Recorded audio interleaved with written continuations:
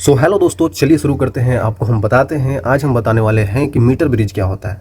Metre bridge आसान सा चीज़ है, ये और कुछ नहीं है। जो पीछे हमने व्हीट स्टोन ब्रिज पढ़ा हुआ है, एक एप्लीकेशन है यार, और कुछ है ही नहीं है। जो व्हीट स्टोन ब्रिज पढ़ा ना, वैसा ही है ये। तो इसका मतलब कुछ उतना अलग नहीं है, कुछ उतना अलग नहीं है बच्चों। बस थोड़ा सा ये चीज़ है, ये कभी कभी एग्जाम में आ जाता है, कभी कभी आ जाता है, तो हमें जानना तो जरूरी है भाई, है ना। आ गया तो भाई करना तो आना चाहिए, और आसानी होता है, ऐसा कुछ हार्ड भी नहीं होता है बच्चों।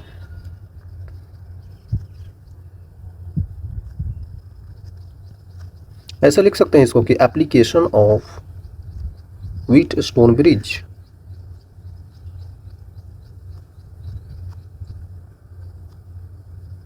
है ना बच्चों, application of wheat stone bridge लिख दीजिए, कोई दिक्कत नहीं है यार, वही है ये। मतलब इसी का यूज आप अभी देख लेंगे ना, तो आपको ऐसा ही लगेगा। बहुतों के स्कूल में भी होगा यार, स्कूल में ऐसा एक्सपेरिमेंट फिजिक्स में कराया जाता है कभी कभी, कि ऐसा कोई स्केल रहेगा, कितना का रहेगा, मीटर मतलब कि 1 मीटर का, है ना। इसीलिए बोला जाता है इसको, 1 मीटर का रहेगा, जिसमें कि 100 सेंटीमीटर होते हैं।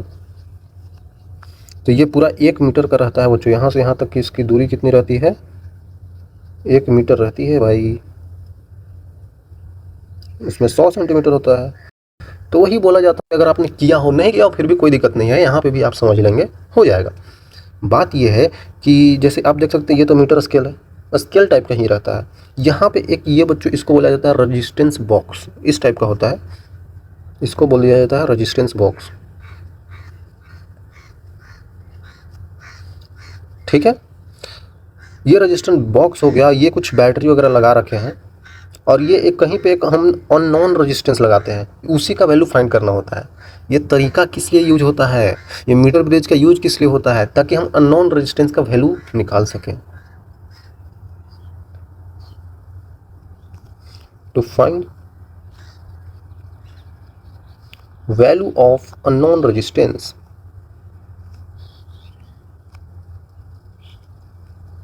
है ना बच्चों। To find value of unknown resistance, इधर कोई अननोन रेजिस्टेंस होगा, आई थिंक, पता तो नहीं चल पा रहा है। इधर कोई अननोन रेजिस्टेंस होगा बच्चों, है ना।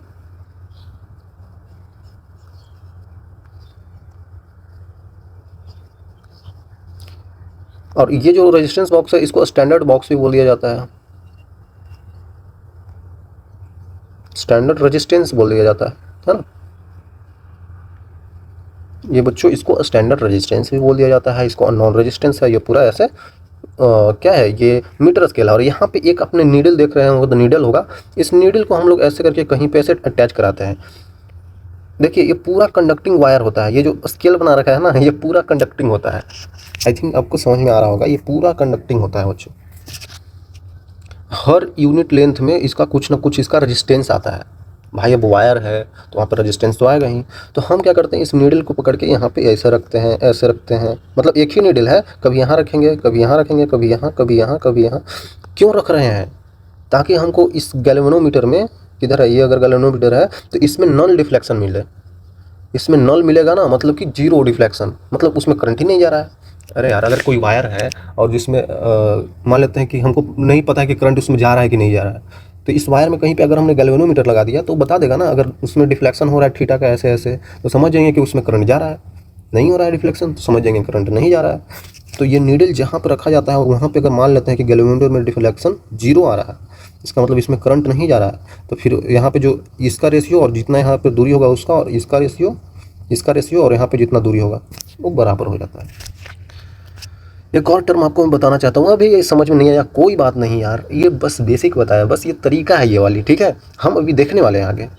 तो देखिए यहाँ पे मैं क्या बोल रहा हूँ, एक ये चीज़ टर्म होती है, यहाँ पे एक सिग्मा का यूज होता है, उसको क्या बोला जाता है, रेजिस्टेंस पर यूनिट लेंथ। ठीक है ना बच्चों, ऐसे बोल दिया जाता है इसको। सिग्मा का value resistance per unit length होता है, तो हर एक लेंथ में कुछ उसका रेजिस्टेंस होता है। ये जो भी होगा वो आपको आगे दिख जाएगा, ठीक है। चलिए यार, चलते हैं आगे। हाँ, तो इस टाइप का होता है, ध्यान दीजिएगा आप लोग बच्चों, इस टाइप का होता है। क्या क्या बना दिया भाई, अकबका गए, नहीं नहीं, डरना कुछ नहीं है, डरने से कुछ नहीं होने वाला है। ज़िंदगी में एकदम जिए, इतना अच्छे से ज़िंदगी जिए बच्चों की आपको लगे कि हाँ हमने कुछ कर रहा है ना। डरना किसी से नहीं है यहाँ पे, ठीक है।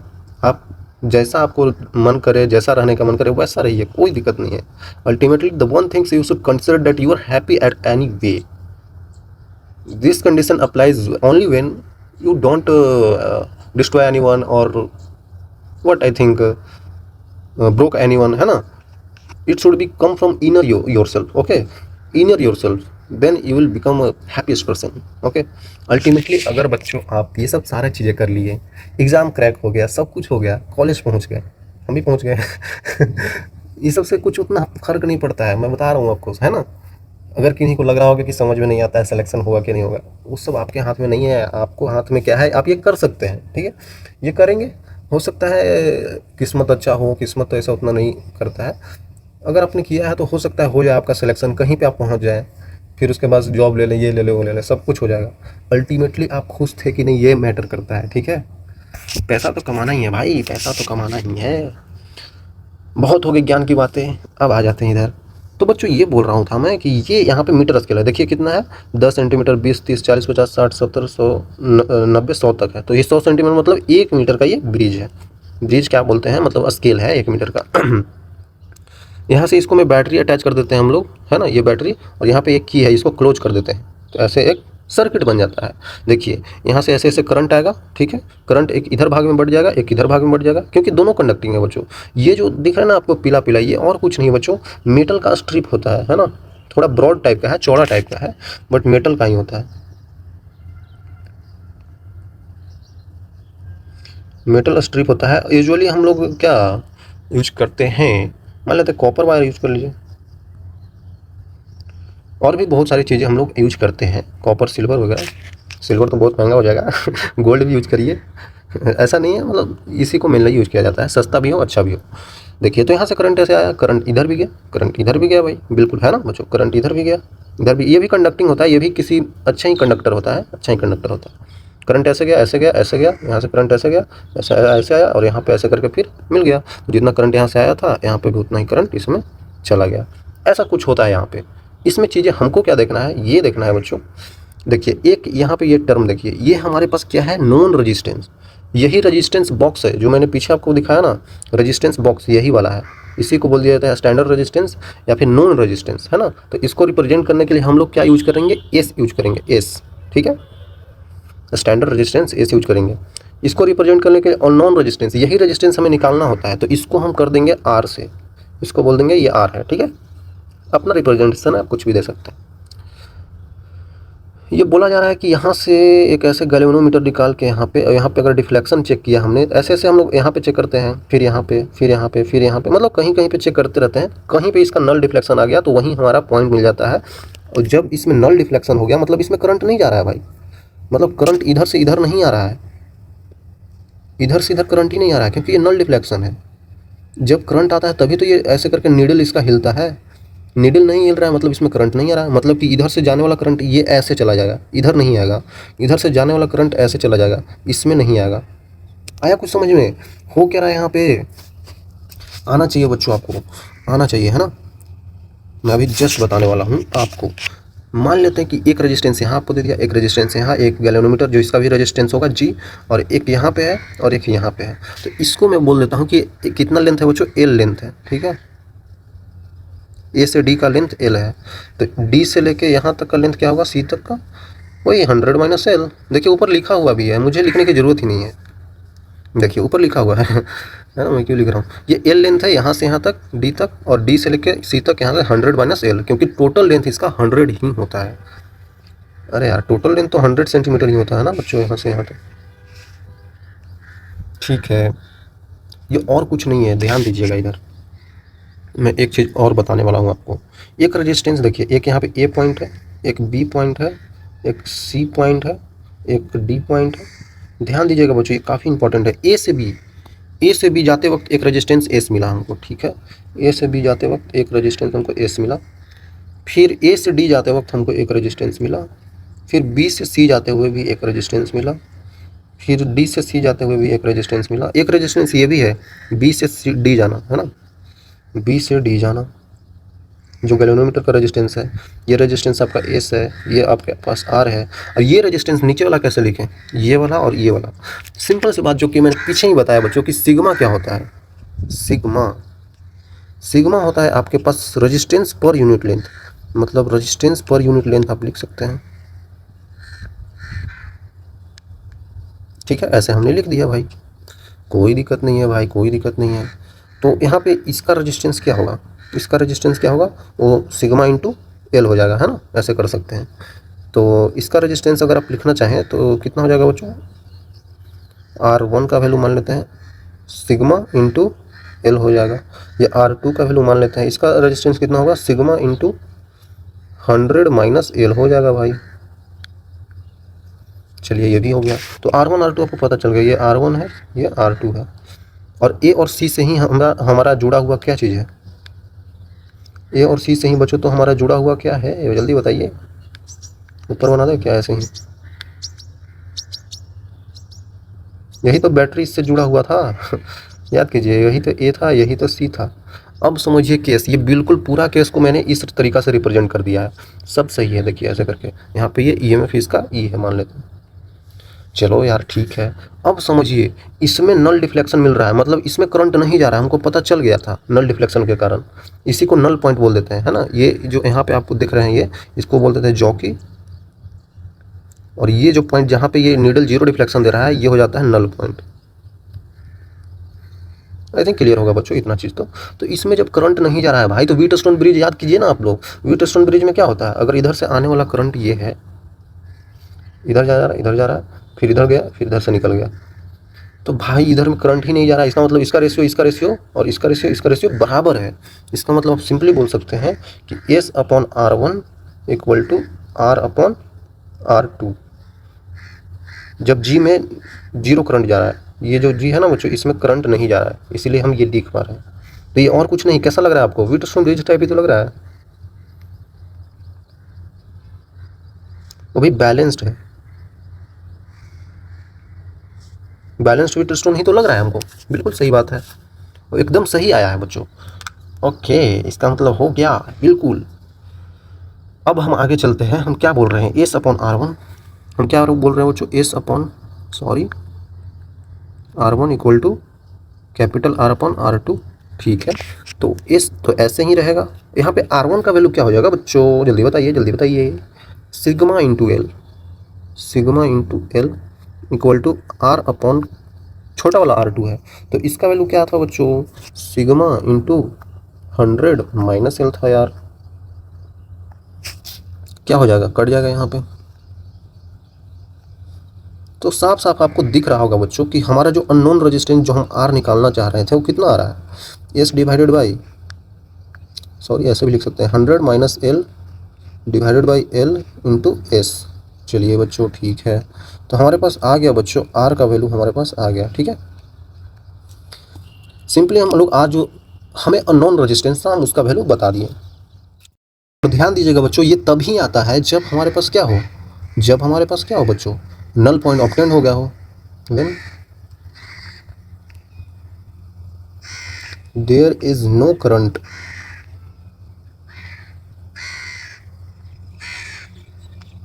इज फ्लोइंग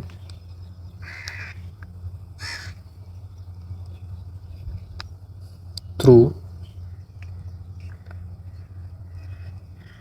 क्या बच्चों वो वाली ये कौन सा वायर था, बी डी वायर,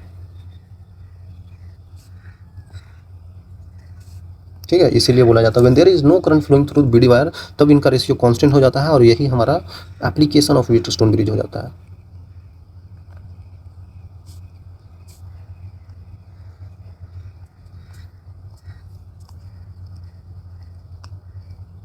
आई थिंक क्लियर होगा बच्चों, काफ़ी आसान है यार। अब चलिए क्वेश्चन कर लेते हैं, आपको समझ में आ जाएगा और अच्छे से।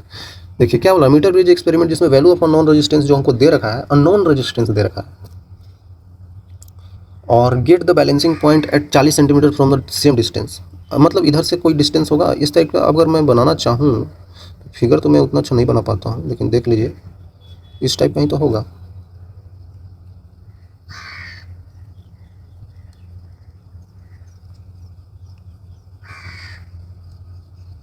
तो ये पूरा मान लेते हैं कि यहाँ से अगर ऐसे गैल्वेनोमीटर से ऐसे निकाल के यहाँ पे आया गया है,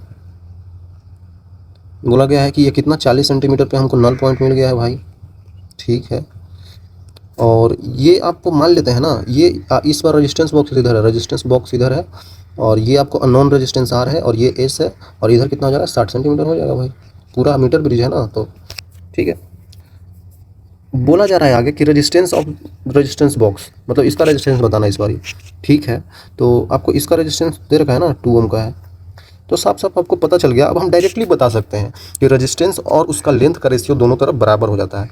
होता तो एक्चुअली में क्या है, दोनों का रेजिस्टेंस का रेशियो बराबर होता है, लेकिन हम लोगों ने क्या किया, जब यहाँ पे देखा तो दोनों का सिग्मा सेम आया था। बच्चों यहाँ पे सिग्मा सेम आ रहा है, हो सकता है कहीं पे ना आए, वैसा सवाल भी बनाया जा सकता है, तो वहाँ पे आपको ये लेकर चलना होगा। यहाँ पे तो ये कट जा रहा है तब ऐसा लिख पा रहे हैं, ठीक है। अगर वायर का अगर मटेरियल वगैरह चेंज कर दे तो वहाँ पे आर का वैल्यू चेंज हो जाएगा, तो उसके कारण बदल जाएगा। लेकिन अभी हमारे पास क्या है, अभी तो सेम ही वायर है, तो भाई सिंपल सी बात है, 2/40 इक्वल टू S/60 ऐसे कर सकते हैं। तो ये कट जाएगा, तो यहाँ पे आपको पता चल जाएगा कि ये 2 आ गया, ये 3 आ गया, ये कट गया, तो S का वैल्यू हमारे पास 3 ओम आ गया। सिंपल 3 ओम आ गया, है ना बच्चों।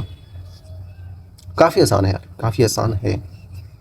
इस सवाल में आपको बोला जा रहा है कि इफ़ मीटर ब्रिज एक्सपेरिमेंट किया गया जिसमें बैलेंसिंग लेंथ एल वो 25 सेंटीमीटर आया है, situation and shown in the figure, ठीक है ठीक है।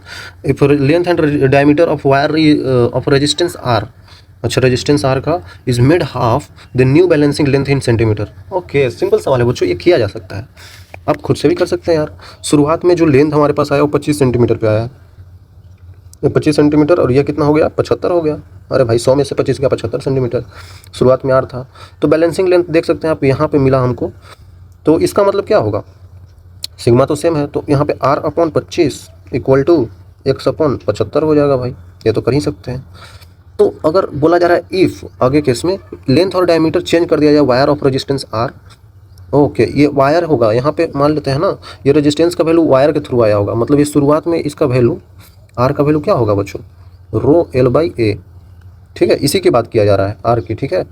तो अगर इसका लेंथ का वैल्यू अगर हमने आधा कर दिया और डायमीटर का वैल्यू भी आधा कर दिया, डायमीटर मतलब कि रेजिस्टेंस का वैल्यू आपने आधा कर दिया, अरे यार डायमीटर बराबर क्या होता है 2 टाइम्स ऑफ R, तो दोनों तो डायरेक्टली प्रोपोर्शनल ही हैं, ठीक है। तो आप इसको कंसिडर करें, इसको और एक इसको, ठीक है, दोनों से आ जाएगा आपको। तो यहाँ पे R फाइनल क्या आ जाएगा भाई, ρL, तो L/2 हो गया है भाई। एरिया कितना होता है πr², तो R² डिवाइडेड बाई 4 आ जाएगा, तो कितना आ जाएगा बच्चों, 2 टाइम्स ऑफ ρL/πr², मतलब ये ρL/πr² यही तो है, ये और कुछ नहीं, यही तो है ρL/πr²। तो यहाँ पर देख सकते हैं 2 टाइम्स ऑफ R इनिशियल आ गया भाई, मतलब R फाइनल का वैल्यू जो है 2 टाइम्स ऑफ R इनिशियल है। तो फाइनल केस में क्या हो जाएगा, फाइनल देख लेते हैं, फाइनल में क्या हो जाएगा बच्चों, ऊपर अब R' हो गया, तो R'/L, नीचे नहीं पता है। अब देखिए बच्चों, देखिए बात ये है कि अब फाइनल बैलेंसिंग लेंथ हमको नहीं पता है, ये इनिशियल बैलेंसिंग लेंथ पता था हमको कि 25 सेंटीमीटर पे है, फाइनल हमको नहीं पता है भाई, फाइनल तो हमको निकालना है, क्योंकि रेजिस्टेंस इसका वैल्यू चेंज कर दिया ना आप, इसका वैल्यू चेंज हो गया, तो भाई ऑब्वियसली ये भी चेंज होगा, इसका बैलेंसिंग लेंथ भी इधर आ सकता है, इधर आ सकता है, तो ये लेंथ चेंज हो जाएगा, तो हमें नहीं पता है, तो हम क्या ले लेंगे, हम ले लेंगे L इक्वल टू यहाँ पे X अपॉन क्या ले लेंगे बच्चों, 100 - L। चलिए ठीक है, यहाँ से क्या हो जाएगा, यहाँ से आप देख सकते हैं R' का वैल्यू और कुछ नहीं 2 टाइम्स ऑफ R है, 2 times of R upon L। तो L को हम लोग क्या करते हैं ना कि इधर ही ले जाते हैं, इसको X को नीचे ला देते हैं, L/100 - L। साफ साफ आपको पता चल रहा होगा कि R/X का वैल्यू क्या है, देखिए यहाँ पे R/X का वैल्यू क्या है, ये तो कट ही रहा था 3 बार में, तो 1/3 आ गया, ठीक है। R/X 1/3, तो ये हो गया आपके पास 2/3 इक्वल टू L/100 - L, ठीक है बच्चों, आई थिंक क्लियर होगा आपको।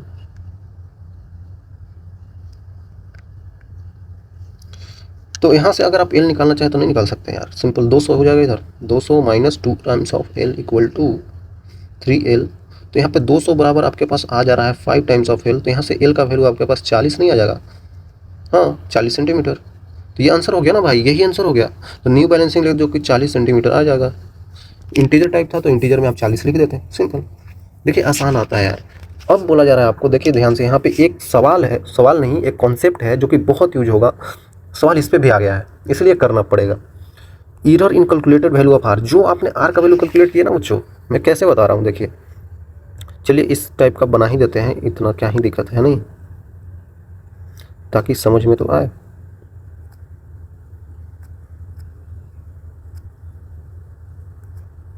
चलिए इस टाइप का होता है, इस टाइप का होता है। यहाँ पे एक इससे जुड़ा हुआ क्या होता है बच्चों, बताइए बताइए बताइए बताइए, कूद कूद के बताइए।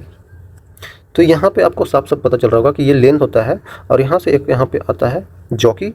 जॉकी मतलब कि वही गैल्वेनोमीटर का वायर इधर वाला आता है। ठीक है भाई, ये एल लेंथ पे बताता है कि आपको नल पॉइंट मिल गया। ये बोलता है कि इधर कितना बचेगा, फिर 100 माइनस एल बचेगा। इतना ही सब फ्रीक्वेंट हो जाना चाहिए आपको यार। ये कितना हो जाता है ये आपको नहीं ये आपको पता है कि ये आर रेजिस्टेंस है, और ये एस है बच्चों, ये क्या है, रेजिस्टेंस बॉक्स। तो इसका वैल्यू क्या करते हैं ना कि हम लोग फिक्स कर देते हैं, ठीक है, ओके।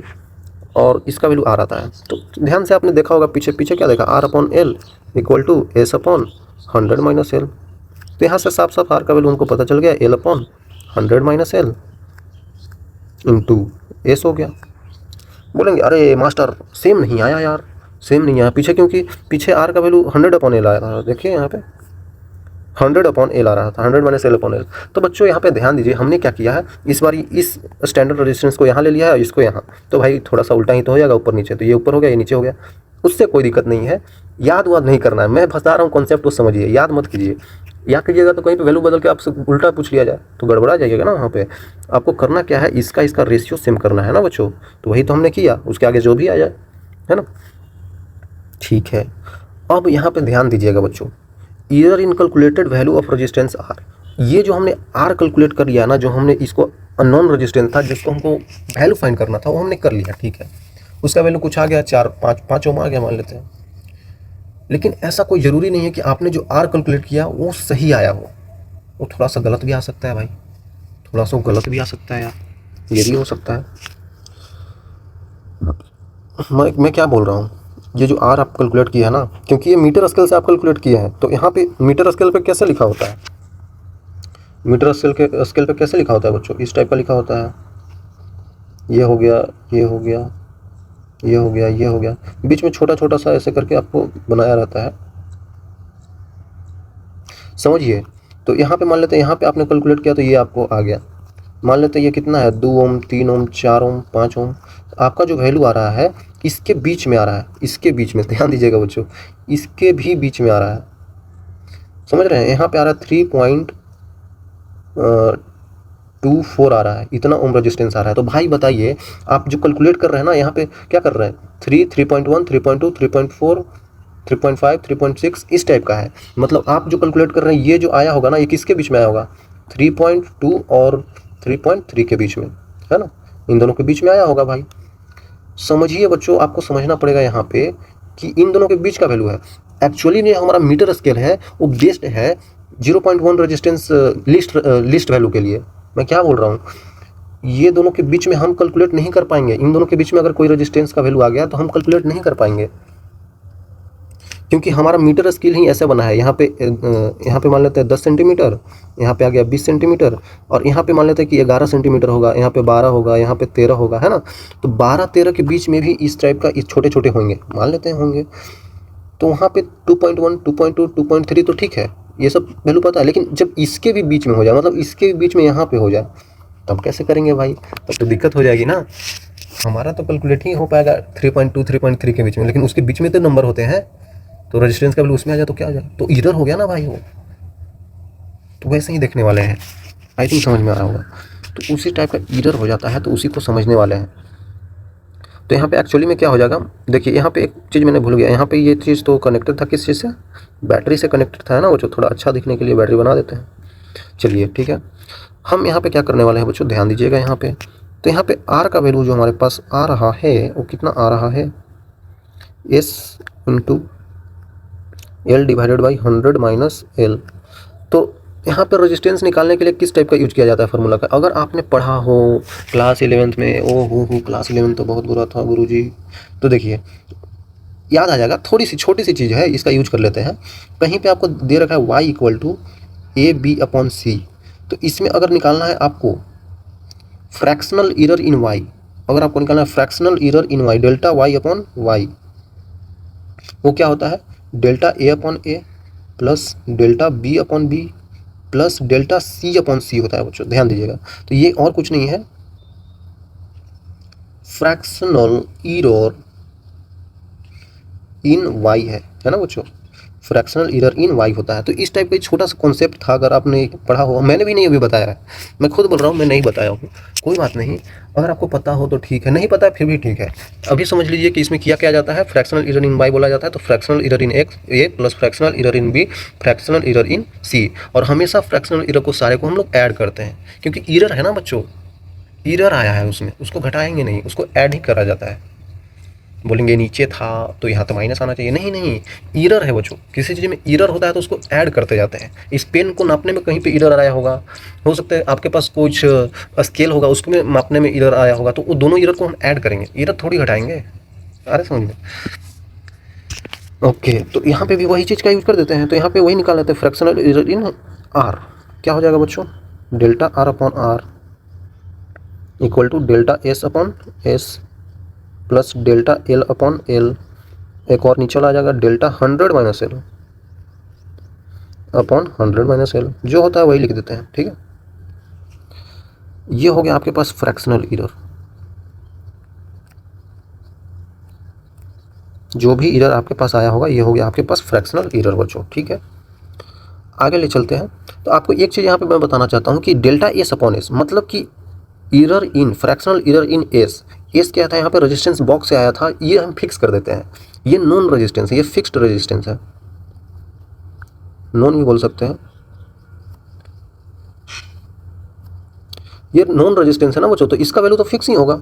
तो जो वैल्यू फिक्स है, जो हम फिक्स कर दिए कि ये 5.5 ही है, तो उसमें थोड़ी कोई चेंज होगा, हम फिक्स कर दिया, उसमें हमको पता है कि कोई एरर नहीं है, तो एरर है ही नहीं तो ये जीरो कर देंगे भाई, जब एरर ही नहीं है तो जीरो कर देंगे ना भाई, जब एरर है ही नहीं है तो जीरो कर देंगे, है ना बच्चों।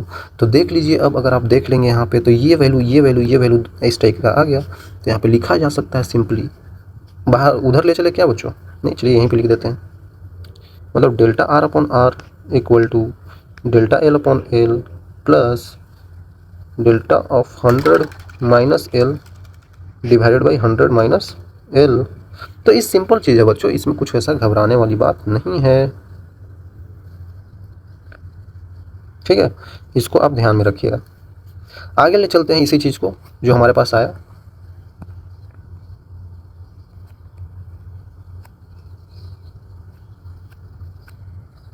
Delta of 100 minus L upon 100 minus L. देखिए यहाँ पे एक चीज़ मैं बताना चाहता हूँ आपको, ठीक है, आपने ये चीज़ कैलकुलेट कर लिया, एरर आ गया है आर में, हम चाहते हैं कि एरर मिनिमम से मिनिमम हो जाए, we want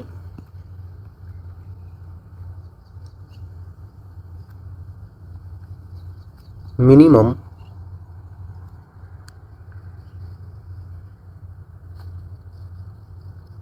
error in R, R में हम कम से कम एरर चाहते हैं बच्चों, मतलब बहुत कम एरर हो।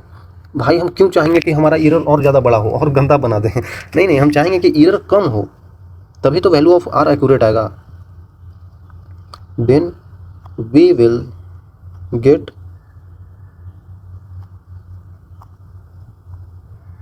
Accurate value of R. तो तभी तो जाकर हमको एक्यूरेट वैल्यू मिलेगा, किसका, आर का। तो देख लेते हैं यार, समझिए यहाँ पे क्या है, हमको चाहिए मिनिमम वैल्यू ऑफ आर, मतलब आर का मिनिमम वैल्यू चाहिए।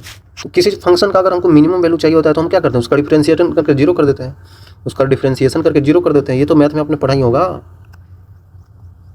इफ़ आपको यहाँ पे मान लेते हैं वाई दे दिया है, फंक्शन ऑफ एक्स का दे दिया है, तो आप लोग यहाँ पे क्या कर देंगे, d y by d x, ये वाई का फंक्शन का डिफरेंशिएशन इक्वल टू जीरो कर दीजिए, आ जाएगा। यहाँ पे मिनिमम वैल्यू ऑफ अगर आई वाई निकालना हो, मिनिमम वैल्यू ऑफ वाई, तो आप लोग ऐसे ही तो करते थे, अगर आपको याद हो तो बच्चों याद कर लीजिए यार, बता रखा है मैंने, है ना, इस टाइप का होता है। वैसा ही यहाँ पे भी है, मिनिमम वैल्यू हम लोग आर में निकालना चाहते हैं तो इसका डिफरेंशिएशन कर देंगे, सिंपल सी बात है। तो मान लेते हैं ना कि छोटे चेंज के लिए हम देख लेते हैं, for small change, small change हुआ होगा आर में एल में, है ना, उस तरीक़ा से। तो मान लेते हैं ये स्मॉल चेंज में डी आर अपॉन आर कर दिया हमने, equal to D L upon L कर दिया, plus d of 100 minus L upon 100 minus L कर दिया। अब ये पूरा साथ में है तो इसको हमको अलग करना पड़ेगा बच्चों, है ना, इसको हमको अलग करना पड़ेगा। तो यहाँ पे लिख सकते हैं D R upon R equal to D L upon L एक प्लस में डी ऑफ 100 अपॉन, देखिए डिफ्रेंसिएशन ऑफ शुरू बार में 100 कर देंगे, फिर डिफ्रेंसिएशन ऑफ एल, तो डिफ्रेंसिएशन ऑफ 100 जो करेंगे ये तो कांस्टेंट है ना भाई, समझिए D of 100 upon 100 minus L minus का D of L upon 100 minus L. भाई साफ साफ पता चल रहा है ये कांस्टेंट है, तो कांस्टेंट का डिफ्रेंसिएशन 0 होता है, डी में जो आता है ना वो कांस्टेंट है, तो कांस्टेंट का डिफ्रेंसिएशन तो 0 होता है यार। चलो ठीक है भाई, साफ साफ पता चल रहा है आपको कि डी आर अपॉन आर का वैल्यू जो हमारे पास आ रहा है D L upon L minus D L upon 100 minus L, इस टाइप का आ गया। आपको क्या करना है, इसका वैल्यू 0 करना था, पीछे देखें ना हम लोग 0 को इक्वेट करना था, तभी तो इसका मिनिमम वैल्यू हम फाइंड कर पाएंगे। D L upon L minus D L upon 100 minus L, साफ साफ दिख रहा है कि यहाँ पे 100 minus L equal to L आ जाएगा, तो एल का वैल्यू क्या आ जाएगा 50 सेंटीमीटर। ध्यान दीजिएगा बच्चों, यहाँ पे क्या है हमारे पास, अगर एल का वैल्यू 50 सेंटीमीटर हो जाए, जो हम लेंथ नाप रहे थे यहाँ से, इसका वैल्यू अगर यहाँ से यहाँ तक 50 सेंटीमीटर हो जाए, तो हमारा जो आर था, जो हमने आर फाइंड किया, इसको में एरर कम से कम आएगा, है ना, एरर कम से कम आएगा, हम ज़्यादा एक्यूरेट वैल्यू बता पाएंगे। आप किसी को वैल्यू बता रहे हैं तो आपको थोड़ी वेरिएबल बता देंगे, एक्यूरेट वैल्यू चाहिए तो उसके लिए एल का वैल्यू 50 सेंटीमीटर होना चाहिए। ये एक कंडीशन है, ये एक कंडीशन है, हर सारे केस में ऐसा नहीं होगा, सारे केस में ऐसा नहीं होगा, note for all the cases. कोई भी केस ले लेंगे तो वहाँ पे ये नहीं होगा, ये कुछ केस में होगा, ठीक है ना, कुछ केस में ऐसा होगा, मतलब सबसे ज़्यादा एक्यूरेट यही देखो बच्चों, है ना। होता है ना, कभी कभी मान लेते हैं कि नल पॉइंट हो सकता है 50 पे नहीं आया भाई, वो 60 पे आ जाएगा, तो वहाँ पे चेंज हो गया ना एल का वैल्यू। लेकिन बोला जाता है मोर एक्यूरेट जब आप 50 सेंटीमीटर के आसपास लेंगे ना, 51-52 सेंटीमीटर, इधर 47-48 सेंटीमीटर, 49 सेंटीमीटर, तो उसके नज़दीक 50 के नज़दीक आसपास लाएंगे तो वहाँ पे हमको एक्यूरेट वैल्यू मिलता है, अच्छा वैल्यू मिलता है ना। वहाँ पे उसमें एरर कम से कम होता है इस आर में जो हम निकालते हैं, तो इसीलिए बोला जाता है 50 सेंटीमीटर पे आता है। ठीक है बच्चों, मैं ये बोल रहा हूँ, देखिए अभी जो आपने ऐसे किया,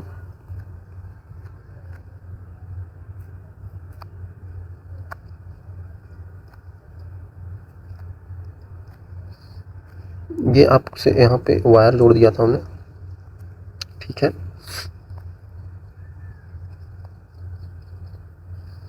क्या कर रहे हैं कि हम लोग अब क्या कर रहे हैं ना, ये आर था, ये एस था, और यहाँ पे ये हमने 50 सेंटीमीटर फिक्स कर दिया भाई, तो इधर क्या हो जाएगा, इधर भी 50 सेंटीमीटर हो जाएगा भाई। आपको पता चल गया कि 50 सेंटीमीटर पे आर का वैल्यू मिनिमम आता है, मिनिमम एरर आता है उसमें, मतलब आर का वैल्यू जो निकालेंगे उसमें एरर नहीं होता है, लगभग नहीं होता है। तो हम क्या करते हैं कि अब 50 सेंटीमीटर पे ही जॉकी को ला के रख देते हैं। हम मान लेते हैं कि 50 सेंटीमीटर पे ही इसका आया है, नल 0 डिफ्लेक्शन आया है, मैंने देख लिया, देखा भी तो इतना ही पे आया, ठीक है, इतना ही पे आया। तो इसका मतलब अब क्या होगा, अब यहाँ पे बोल सकते हैं ना R upon 50 equal to S upon 50, मतलब कि आर और एस का वैल्यू सेम हो गया, जो फिक्स्ड रेजिस्टेंस था वो अननोन रेजिस्टेंस के बराबर हो गया भाई, ये दोनों बराबर हो गया। यही बोला जा रहा था कि अगर 50 सेंटीमीटर पे कर दिया जाए ना, तो जो इसका वैल्यू हो जाता है ना, ये वाली रेजिस्टेंस बॉक्स में जो वैल्यू होता है वही ये हो जाता है। तो भाई जो वैल्यू है वही ये हो जाएगा लगभग, तो क्या हो जाएगा, एक्यूरेट वैल्यू ही तो आया, मिनिमम एरर ही तो आया उसमें, क्योंकि ये जो था वही आ गया, ये तो एरर मिनिमम हो गया ना। कुछ समझ में आ रहा है आना चाहिए भाई, इसीलिए तो बोला जाता कि मिनिमम एरर आ गया है, ये रेजिस्टेंस बॉक्स था, इसीलिए बोला जाता है कि मिनिमम एरर आता है, मिनिमम एरर इन आर। ठीक है, चलिए यहाँ तक अगर आपको समझ में आ गया, ज़्यादा कुछ है नहीं है। तो एक चीज़ और मैं आपको बता देना चाहता हूँ कि आगे यूज होगा तो आप समझ जाइएगा तो सही रहेगा आपके लिए। देखिए मैं ये बोल रहा हूँ बच्चों कि हमने जो सिग्मा पढ़ा हो, क्या पढ़ा, रेजिस्टेंस पर यूनिट लेंथ था, रेजिस्टेंस पर यूनिट लेंथ था, ठीक है भाई। ये कब हो रहा था, ये हर एक लेंथ में कुछ रेजिस्टेंस का वैल्यू आ रहा था, और ये फिक्स था, क्योंकि इसका रेशियो कांस्टेंट होगा तो ये तो फिक्स हो जाएगा ना भाई, ये फिक्स्ड है, इसका रेशियो क्या होगा, कांस्टेंट रेशियो आ रहा था, रेशियो दोनों का कांस्टेंट आ रहा था बच्चों, कांस्टेंट आ रहा था, ठीक है ओके। लेकिन क्या हो अगर उसका रेजिस्टेंस पर यूनिट लेंथ हर एक लेंथ पे बदल रहा हो, भाई वायर हमेशा ऐसे थोड़ी ही रहेगा, ऐसे ही थोड़ी रहेगा एकदम फिक्स्ड। यहाँ पे आर रेशियो एल का वैल्यू कांस्टेंट थोड़ी आएगा, कहीं कहीं पे वेरिएबल भी तो आ सकता है। मतलब कि मान लेते हैं वायर का इस टाइप का वायर है, तो वायर में यहाँ पे आर पर यूनिट लेंथ हर जगह पे वेरिएबल है भाई, वेरिएबल है भाई, वेरिएबल देख सकते हैं। यहाँ पे कुछ ज़्यादा मोटा था, कुछ पतला हो गया, तो यहाँ पे आर पर यूनिट लेंथ, तो लेंथ का वैल्यू यहाँ पे कम हो जाएगा। मतलब इस लेंथ में कुछ और, इस लेंथ में कुछ और, क्योंकि आर का वैल्यू जो है ना बच्चों वो होता है रो एल अपॉन ए। एरिया चेंज होता जा रहा है ना, तो चेंज होता जाएगा, ठीक है। तो ये वेरिएबल आ गया भाई। तो वेरिएबल के लिए कुछ नहीं करना है, यहाँ पे अगर सिग्मा है तो यहाँ पे लिख देंगे D R upon D L, ठीक है। यहाँ से आपको पता चल जाएगा डी आर का वैल्यू हो जाएगा सिग्मा इंटू डी एल, ठीक है। तो इस टाइप का अगर आपको कहीं पे आ जाए तो घबराना नहीं है, सोल्व ऐसे करके कर देना है। आया है, एक क्वेश्चन आ रखा था तो इसलिए मैंने बता दिया, इसमें घबराने की कोई बात नहीं है। सवाल कर लेते हैं बच्चों जल्दी से, आसान सा सवाल। एक्सपेरिमेंट सेटअप मीटर ब्रिज दिया गया है, null point obtained at 40 centimetre from A. यहाँ से यहाँ तक 40 सेंटीमीटर पे हमको नल पॉइंट मिल गया भाई। ये कितना हो जाएगा, 60 सेंटीमीटर फिर हो जाएगा। तो इसके आगे कोई अलग कंडीशन है तो पहले ये देख लेते हैं। पहले यहाँ पे क्या हो जाएगा भाई, फिर R1 upon 40 equal to R2 upon 60। चलिए आगे बोल रहा है कि if 10 ohm resistance is connected in series with R1। R1 में अगर हमने 10 ओम का रेजिस्टेंस लगा दिया सीरीज में बच्चों, लेकिन मतलब यहीं पे रेजिस्टेंस लगा दिया 10 ओम का with R1, null point shift by 10 centimetre. Null point 10 centimetre shift हो जाता है, किधर होता है नहीं पता है। Resistance the resistance that would be connected in parallel with this such that null point shift back toward initial. तो बैक बोल रहा है मतलब कि शुरू में आगे चला गया होगा, शिफ्ट 10 सेंटीमीटर, मतलब यहाँ से ये 10 सेंटीमीटर इधर आ गया होगा, इधर से 10 सेंटीमीटर इधर आ गया होगा, ठीक है ठीक है ठीक है ठीक है। Null point shift 10 centimetre, okay. तो बोला जा रहा है बच्चों, देखिए ध्यान से, शुरुआत में सीरीज में आपने ऐड किया, तो सीरीज में ऐड किया तो इसका वैल्यू क्या हो जाएगा, सीरीज में ऐड किया तो क्या हो जाएगा R1 प्लस 10। अब क्या किया इसमें, अब क्या किया ना बच्चों, अब क्या किया आपने, ये जब किया तो यहाँ पे 10 सेंटीमीटर इधर शिफ्ट हो गया, लेकिन बोला जा रहा है इसमें कितना R का वैल्यू हम लोग ऐड करें इसके पैरेलल में ताकि ये फिर यहीं पे आ जाए, ठीक है। चलिए सवाल अच्छा है बच्चों, किया जा सकता है। तो अभी कौन सा कंडीशन बनेगा, अभी बन जाएगा R1 प्लस 10 अपन 10 सेंटीमीटर शिफ्ट हो गया, मतलब कि कितना हो गया भाई 50 बराबर R2 डिवाइडेड बाई 50, ठीक है। ये कट गया तो यहाँ पे R1 प्लस 10 का वैल्यू R2 आ गया। चलिए एक इक्वेशन आ गया भाई। दूसरा बार में बोल रहा है कि कितना उसमें ऐड कर दिया जाए। देखिए ये दो रिलेशन हमके पास आ गया ना भाई, R1 R2 और इसका, तो अब तो आसान हो गया, अब किया जा सकता है। अब हमने इसके पैरेलल में कोई रेजिस्टेंस ऐड करना है, यहाँ पे ऐसे ऐड करना है इसके पैरेलल में। तो पैरेलल में अगर हम ऐड कर दें तो क्या हो जाएगा, ये R मान लेते हैं, तो यहाँ पे हो जाएगा R into R1 plus 10 divided by R plus R1 plus 10, ठीक है। R इक्विवेलेंट यही तो होगा, पैरेलल में होगा। तो अब कर लेते हैं इसको बैलेंस, मतलब कि R into R1 plus 10 divided by R plus R1 plus 10 divided by length लिख देते हैं। लेंथ कितना हो गया बच्चों, अब बैक आ गया, वहीं पे आ गया, मतलब नीचे क्या आ गया, फिर से 40 आ गया, तो 40 लिखेंगे तो 40 यहीं पे लिख देते हैं, इक्वल टू यहाँ पे R2 डिवाइडेड बाई 60 लिख देते हैं। चलिए बच्चों ठीक है, यहाँ तक तो कोई दिक्कत नहीं होना चाहिए आपको।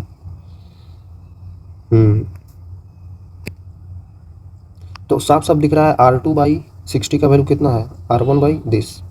तो ऐसे भी कर सकते हैं, हम क्या करते हैं R1 R2 का वैल्यू निकाल ही लेते हैं भाई, है ना, इतना क्यों झंझट करना है।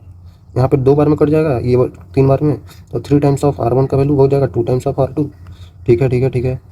तो यहाँ पे लिख सकते हैं ना बच्चों, लिख सकते हैं ना,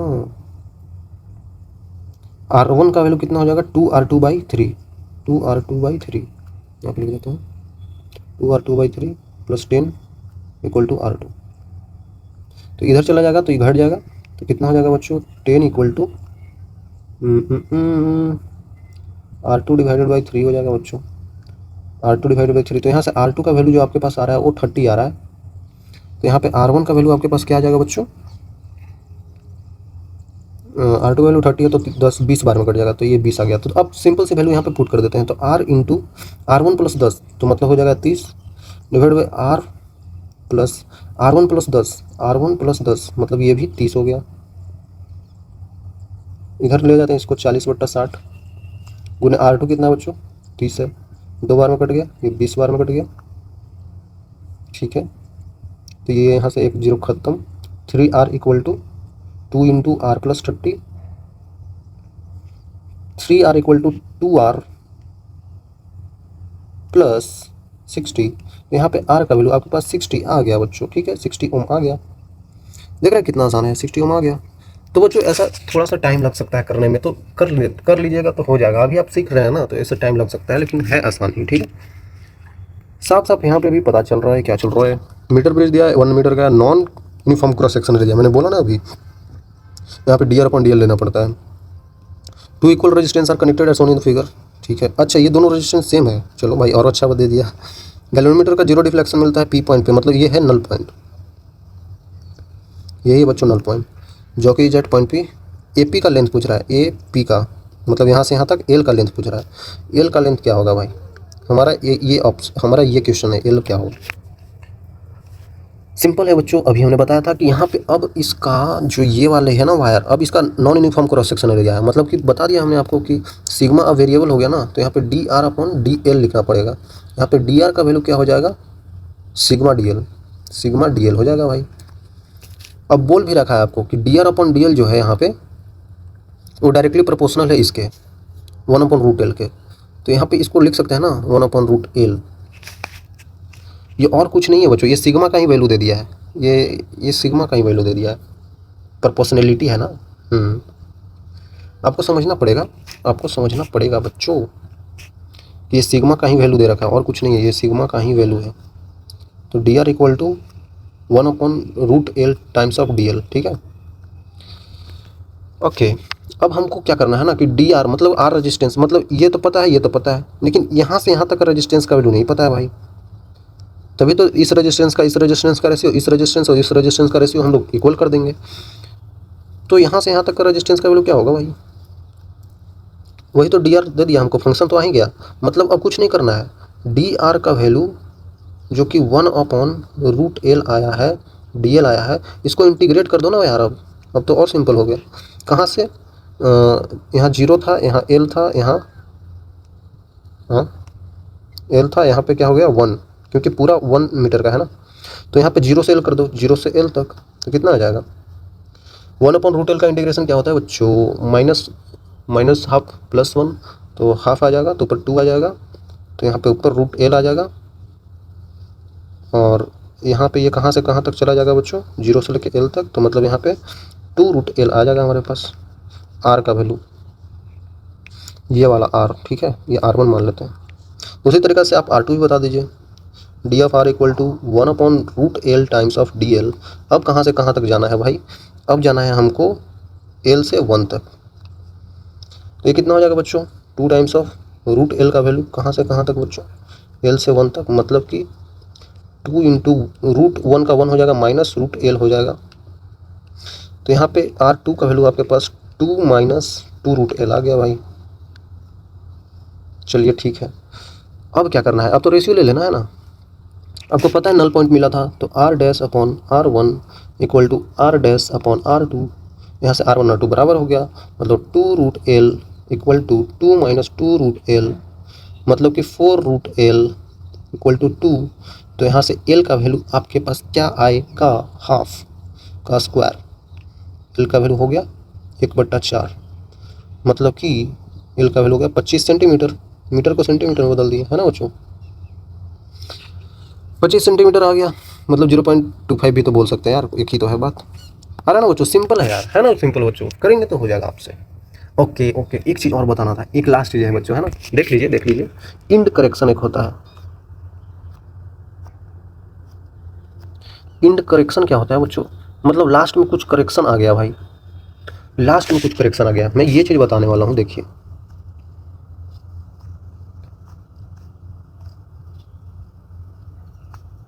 जल्दी से बना लेते हैं। यहाँ पे ये लेंथ ऑफ वायर था, ओके, यहाँ पे आपको कनेक्ट कर दिया हमने बैटरी से। बोला जा रहा है आपको ये है आर, ये है एस, यहाँ पे जॉकी यहाँ पे आया, ये लेंथ एल आया, ये आ गया आपके पास 100 माइनस एल। ये सब चीज़ें तो पता ही है हमको। बोला जा रहा है आपको ये बच्चों कि यहाँ से यहाँ तक जो है आपने एक गलती किया है कैलकुलेट करने में। मैं क्या बोल रहा हूँ समझिए, मैं ये बोल रहा हूँ कि इंड में कोई करेक्शन आपने तो लिया ही नहीं बच्चों। आपको अगर कहीं पे बोला जाए ना कि इंड में भी आपको लेना है, आखिरकार ये मेटालिक वायर जो था,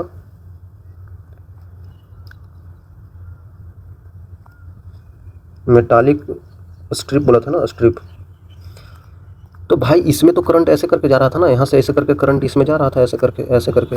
तो करंट दो भागों में बटा, ध्यान दीजिएगा, एक करंट इधर गया था, एक करंट इधर गया था। ठीक है भाई, तो करंट इधर से जा रहा था, इधर से फिर इधर आया था, फिर इधर, और फिर ऐसे करके इधर करंट आ गया था। भाई एक चीज़ आपने नहीं देखा है, यहाँ पे एक चीज़ नहीं देखा है कि करंट इधर भी जा रहा है, ठीक है, लेकिन इसमें जो करंट जा रहा है तो इसको इस लेंथ को तो आपने कंसिडर ही नहीं किया यार। इस लेंथ को तो आपने कंसिडर ही नहीं किया, आपने तो बस इस लेंथ को ले लिया। बोलेंगे हम वो लेंथ क्यों लें, वो लेंथ क्यों लें। बच्चों अगर आपको बोला जाए, मान लो देखिए, अब अभी आपको थोड़ा सा दिक्कत हो रहा हो तो देख लीजिए मैं क्या बता रहा हूँ। देखिए मैं ये बता रहा हूँ, ये ऐसे करके वायर है, ठीक है, ये ऐसे करके वायर, बात वही है, ठीक है, ठीक है, ठीक है, ठीक है, ठीक है, ठीक है, ठीक है। तो करंट इस टाइप से गया था, इस टाइप से गया था, देख लीजिए ध्यान से। करंट क्या हुआ ना बच्चों, करंट क्या हुआ, एक इधर आ गया, एक इधर आ गया करंट, इसमें इधर आया था तो एक इधर से निकल गया, एक इधर से आकर इधर निकल गया। बात ये है, ध्यान दीजिएगा यहाँ पे, कि करंट जब इधर से जाकर इधर इसमें आ रहा है ना, इसमें, तो करंट जब इसमें आ रहा है तो आपने बस लेंथ इसका लिया है। आप क्या रहे थे, R अपॉन एल बराबर S अपॉन 100 माइनस एल, यही तो कर रहे थे भाई। लेकिन एक चीज़ आप भूल गए कि ये भी तो लेंथ था भाई, ये लेंथ में ये भी तो आ रहा था, बस ये ले लिए और ये लेंथ छोड़ दिए, तो वो लेंथ भी तो लेना पड़ेगा। अगर आप एक्यूरेट कैलकुलेट करना चाहते हैं, आप सब कुछ एक्यूरेट ले रहे थे, वो चीज़ तो भूल गए। अच्छा हाँ भूल गए, तो अब करें क्या, करने का एक तरीका है बच्चों। क्या तरीका है, अगर आपको क्वेश्चन में बोला जाए कि इंड करेक्शन लेना है तभी लीजिएगा आप, है ना, ऐसे कुछ नहीं लेना है। ये सब बेवकूफ़ बनाने का तरीका है आपको, ठीक है। सबको बेवकूफ़ बनाया जाता है यहाँ पे। देखिए अगर बोला जाए, इफ़ इन क्वेश्चन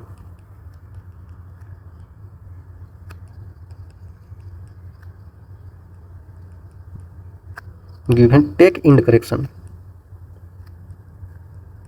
या फिर इसकी बात हो रही हो, then only you have to take.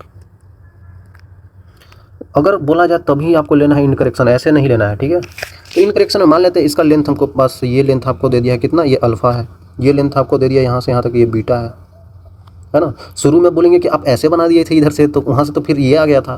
तो हाँ बच्चों, वहाँ पे ये आ गया था, लेकिन हम यहाँ पे ले रहे हैं क्योंकि हमको इंड करेक्शन लेना है, हमको क्वेश्चन में बोल दिया है, तब तो लेना ही पड़ेगा। क्वेश्चन करेंगे क्लियर हो जाएगा, ठीक है, इतना कुछ हार्ड है नहीं। तो ये तो ठीक है, ये चीज़ कब बोल रहे थे, व्हेन नोट इन करेक्शन, ये वाले समझिए ना आप, ये वाली समझिए कि जब हम लोग क्या कर रहे थे, जब यहीं पे कनेक्ट कर दिए थे वायर को, किए थे ना पीछे, तो उस टाइम पे तो ये आ गया था। अब लेकिन अगर हमने यहाँ कनेक्ट कर दिया है तो अब इसको भी लेंथ में लेना होगा। ओके, तो एक्चुअली में लेंथ हम लोग यहाँ पे लेते क्या है, हम लोग सिग्मा का वैल्यू लेते हैं, जो कि रेजिस्टेंस पर यूनिट लेंथ होता है ना बच्चों। हम लोग रेजिस्टेंस पर यूनिट लेंथ की बात करते हैं, हम डायरेक्टली लेंथ नहीं ऐड कर देते हैं। यहाँ पे हमने देखा था कि रेजिस्टेंस पर यूनिट लेंथ का वैल्यू जो सिग्मा था, फिर इसको गुना कर दिए थे इन दोनों को, तो उसके बाद ये लेंथ आया था, तभी ये लिख पाते थे R upon L S upon 100 minus L, ठीक है। लेकिन अब इसका भी तो कुछ होगा, इसका भी तो सिग्मा होगा, रेजिस्टेंस पर यूनिट लेंथ, ये लेंथ है बच्चों, है ना, ये लेंथ है, इंड करेक्शन में ये लेंथ है। लिख देता हूँ, अल्फ़ा बीटा ये दोनों क्या है, लेंथ है बच्चों।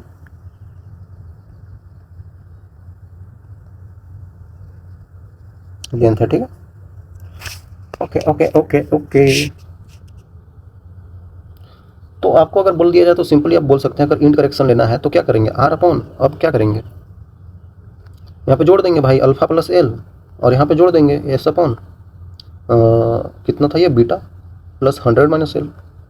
तो यही तो है जब हम लोग ले लेंगे व्हेन इन करेक्शन टेकन, जब हम लोग इन करेक्शन ले रहे हैं तब हम ये कर देंगे, सिंपल सी बात है यार, ये कर देंगे। और ये जब नहीं लेंगे तब कर देंगे। ध्यान दीजिएगा बच्चों, अगर आपको कहीं पे मान लेते हैं, एक छोटा सा सवाल कर लेते हैं यार, एक छोटा सा सवाल कर लेते हैं। कहीं पे आपको दे दिया है कि सिग्मा का वैल्यू जो है ना वो कितना है, 2 ओम पर सेंटीमीटर दे दिया है यार। अगर ऐसा दे दिया है तब क्या करेंगे? और आपको बोल दिया है, एक बात और बोल दिया है यहाँ पे कि यहाँ पे जो ये आया है ना इतना बड़ा वाला क्या छोटा वाला है, इतना लेंथ, इसका रेजिस्टेंस आपको दे रखा है, ये 6 ओम का है। और ये छोटा वाला ये आया ना, इसका रेजिस्टेंस आपको दे दिया है 4 ओम का है। इस टाइप का अगर दे रखा है तो आपसे पूछा गया है कि आर और एस का रेशियो क्या होगा। सिंपल है यार, किया जा सकता है। 1 सेंटीमीटर में 2 ओम आता है, वायर का हमको सिग्मा दे दिया है ना, तो 1 सेंटीमीटर अगर हम चलते हैं तो हमको 2 ओम का रेजिस्टेंस मिलता है। समझिए, अगर 6 ओम यहाँ पे मिला है तो मतलब ये कितना सेंटीमीटर का होगा, हाफ हो जाएगा ना, क्योंकि 2 का आधा हो रहा है। तो यहाँ पे 6 है तो यहाँ पे 3 सेंटीमीटर का हो जाएगा, तो ये 3 सेंटीमीटर का हो जाएगा भाई। अगर ये 4 है तो ये 2 सेंटीमीटर का लेंथ हो जाएगा। तो अब हम लोग बता सकते हैं यहाँ से सिंपली कि R/3 प्लस और एल का वैल्यू आपको दे रखा है, एल का वैल्यू आपको दे रखा है कि 30 सेंटीमीटर है, ठीक है, इसीलिए आप यहाँ पे कर पाएंगे। तो एल 30 + 3 30 हो जाएगा, 3 + 30 = S/70 हो जाएगा ना। तो कितना है यहाँ पे, इंड करेक्शन 2 है, 2 सेंटीमीटर प्लस कितना हो जाएगा 70। तो ऐसे कर सकते हैं आप लोग। तो वही R/S का रेशियो आप पूछ रहे थे, तो कितना हो जाएगा 33/72, ये आंसर हो गया। इस तरीक़ा से होता है यार, काफ़ी आसान है, देख रहे हैं, आसानी से कर लिया हमने। चलते हैं आगे, सवाल कर लीजिए बच्चों, छोटा सा सवाल है, आसान सा सवाल आ रखा है।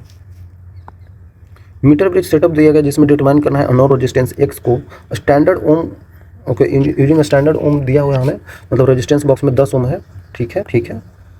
Galvanometer shows the non deflection tapping at इतना मार्क, ठीक है। In correction 1 centimetre 2 centimetre respectively, and end A से 1 सेंटीमीटर है और इंड बी से 2 सेंटीमीटर है। इंड ए से यहाँ पे, अच्छा, तो इसका लेंथ आपको दे दिया ना, ये 1 सेंटीमीटर और ये दे दिया 2 सेंटीमीटर। तो इन करेक्शन आपको पता चल गया, अल्फा बीटा। तो आपको एक्स का वैल्यू बताना है यार, सिंपल तो हो गया भाई, हम तो डायरेक्ट कर देते हैं। एक्स अपॉन नीचे 1 प्लस कितना पे आया था 52 सेंटीमीटर पे, तो इधर कितना हो जाएगा बच्चों 48 सेंटीमीटर। तो 52 = 10/48 + 2 सेंटीमीटर हो जाएगा यार।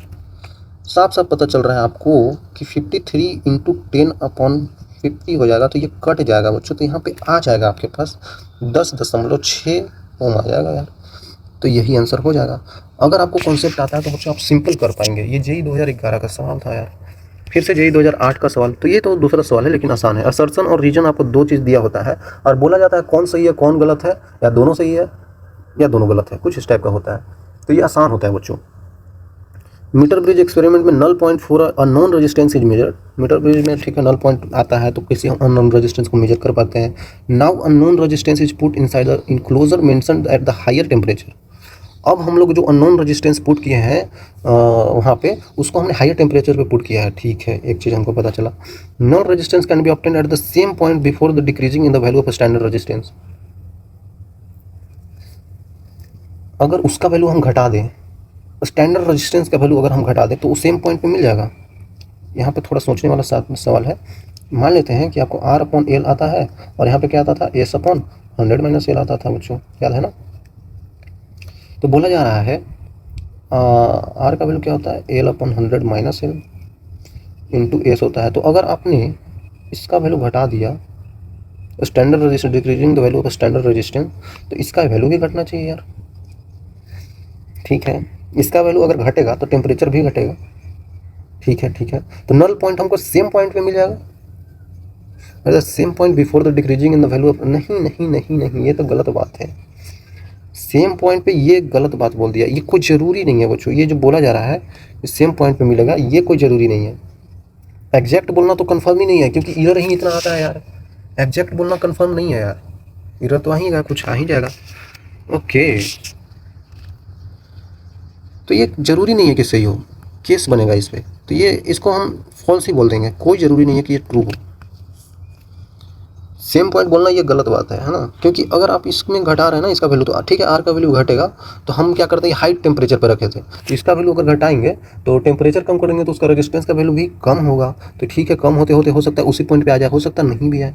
सेम पॉइंट एग्जैक्ट बोलना गलत बात है। Resistance in the metal increases with increase in temperature, ये तो सही बात है यार, ये तो ट्रू है ना। रेजिस्टेंस जैसे जैसे बढ़ता है वैसे वैसे उसका टेम्परेचर भी बढ़ता है, टेम्परेचर बढ़ने से रेजिस्टेंस बढ़ता है। तो इस तरीके से आप फॉल्स और ट्रू बता सकते हैं। तो यहाँ तक बच्चों ठीक है, यहीं तक था। यहाँ तक आने के लिए आपको बच्चों बहुत बड़ा वाला मिलेगा। थैंक यू, मिलेंगे आगे, तब तक के लिए ओके बाय।